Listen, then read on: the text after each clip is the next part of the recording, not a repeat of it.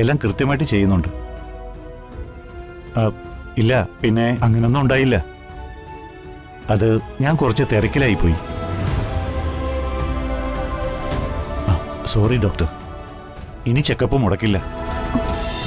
ജോലിയും വരുമാനവും ഇല്ലാത്ത മഹി ഇനി ഒരു പെണ്ണിനെയും കൂടെ കെട്ടിയാല് അതിന്റെ ബാധ്യത കൂടെ നമ്മൾ തലയിലെടുത്ത് വെക്കേണ്ടി വരും.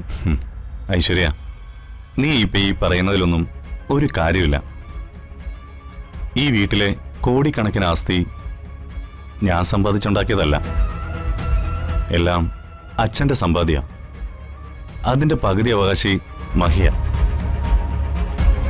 അത് തന്നെ ഒരു 10 തലമുറയ്ക്ക് ജോലിക്കൊന്നും പോവാതെ ജീവിച്ചു തീർക്കാനുള്ളത് വരും. അതുകൊണ്ട് തന്നെ നമ്മുടെ സമ്പാദ്യത്തിന്റെ വീതം പറ്റേണ്ട അവസ്ഥ അവന് വരില്ല. സർ, ഞാൻ അതല്ല ഉദ്ദേശിച്ചത്. ഇത്രയും അധികം ബിസിനസ്സുകൾ ഒരു തടസ്സവും വരാതെ മുന്നോട്ട് കൊണ്ടുപോകാൻ എനിക്ക് കഴിയുമെങ്കിലേ ഒരു പെണ്ണിന്റെ മനസ്സ് മനസ്സിലാക്കാനും എനിക്ക് കഴിയും. എന്റെ ഭാര്യ ഐശ്വര്യലക്ഷ്മിക്ക് ഇപ്പൊ പ്രശ്നം സാമ്പത്തികമോ മഹിക്ക് ജോലിയില്ലാത്തതോ ഒന്നുമല്ല. ഐശ്വര്യലക്ഷ്മിയുടെ ഇപ്പോഴത്തെ പ്രശ്നമേ സമ്പന്നനും നാളെ മന്ത്രിയാകാൻ പോകുന്ന ഒരാളിന്റെ മോളും ഇവിടെ ഇളയ മരുമകളായി വന്ന തന്റെ സ്ഥാനം നഷ്ടപ്പെട്ടു പോകുന്നല്ലേ. ഇതേ ഏതൊരു സാധാരണ പെണ്ണിനും ഉണ്ടാവുന്ന ആശങ്കയാടോ.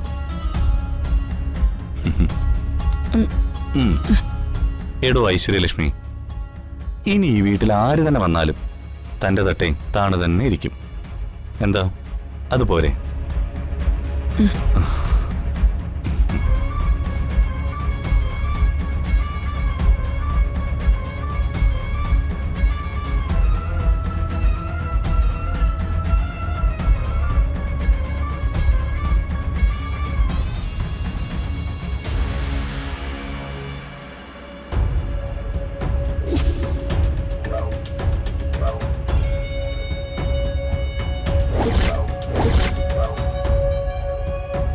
അളിയാ, ഗൗതം എവിടെ?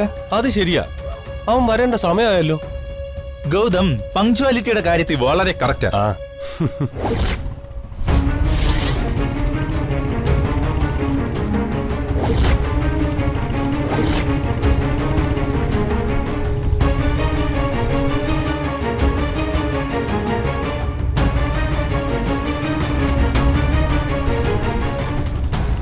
പറഞ്ഞു തീർന്നില്ല. Sharp 9 o'clock. Gautam landed. He made a mass entry. അളിയാ, അളിയാ, ഐറ്റം ഉച്ചയ്ക്ക് വരും. എന്ത് ഐറ്റം? പുതിയ പേരാ, ബ്രോ അളിയൻ. ഒരാഴ്ചത്തേക്കുള്ളതാണെന്ന് ഓർമ്മ വേണം. പ്രിൻസേ, നീ അന്നത്തെ പോലെ അലമ്പാക്കരുത്. കഴിഞ്ഞ ആഴ്ചത്തോടു കൂടി അത് വിട്ടളിയാ. പിന്നെ ഈ ആഴ്ച മുതൽ ഞാൻ ഡീസന്റ്.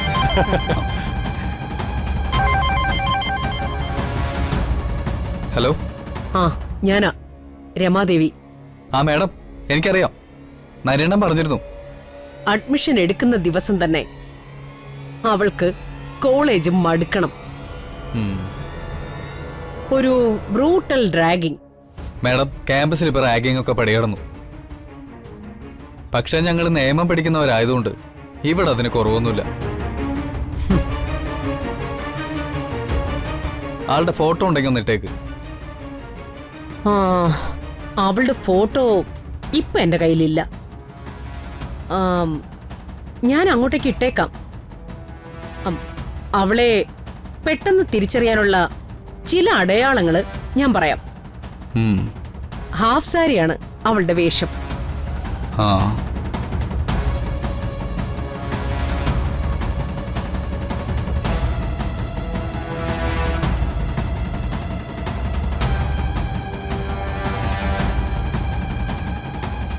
ഓക്കെ, ഈ അടയാളങ്ങളൊക്കെ തന്നെ ധാരാളം. ഈ ക്യാമ്പസിൽ അതുപോലുള്ളതൊക്കെ വളരെ റയർ സ്പീഷീസാ. ഇനി ഞങ്ങൾ നോക്കിക്കോളാം. ഫോട്ടോ ഉണ്ടെങ്കിൽ ഒന്ന് അയച്ചാൽ മതി. ശരി, ഓക്കെ.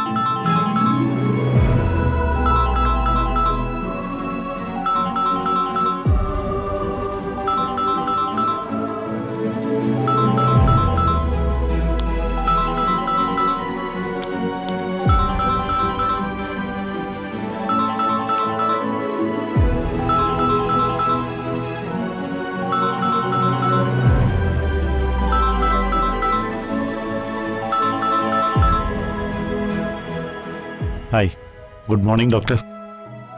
ആ ഉണ്ട്, എല്ലാം കൃത്യമായിട്ട് ചെയ്യുന്നുണ്ട്. ഇല്ല, പിന്നെ അങ്ങനൊന്നും ഉണ്ടായില്ല. അത് ഞാൻ കുറച്ച് തിരക്കിലായിപ്പോയി. സോറി ഡോക്ടർ, ഇനി ചെക്കപ്പ് മുടക്കില്ല. എല്ലാ ടെസ്റ്റും ചെയ്ത് അടുത്ത ആഴ്ച ഒരു ദിവസം ഞാൻ ഡോക്ടറിന്റെ അടുത്ത് വന്നേക്കാം. 17-ാം തീയതി തന്നെ വന്നേക്കാം. ശരി ഡോക്ടർ.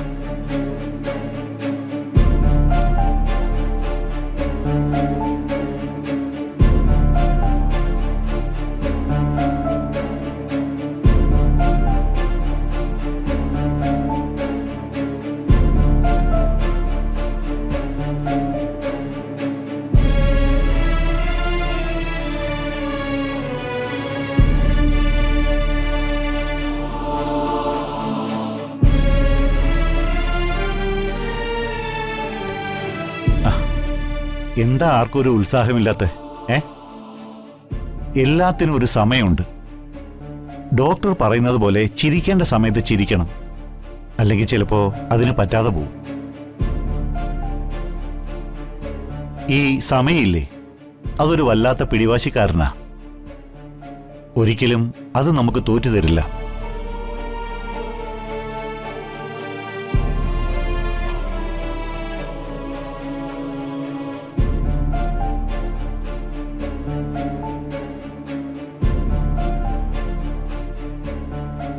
ആരോടാ ഈ സംസാരിക്കുന്നത്?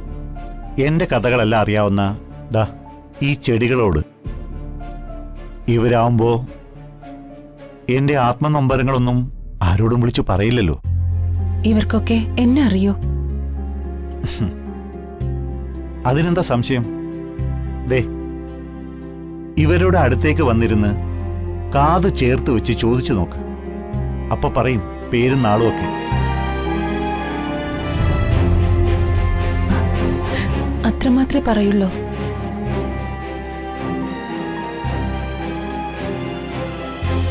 അല്ല, ഈ ചന്ദ്രലേഖ ജയരാമന്റെ ആരാണെന്നും ഇവര് പറയും.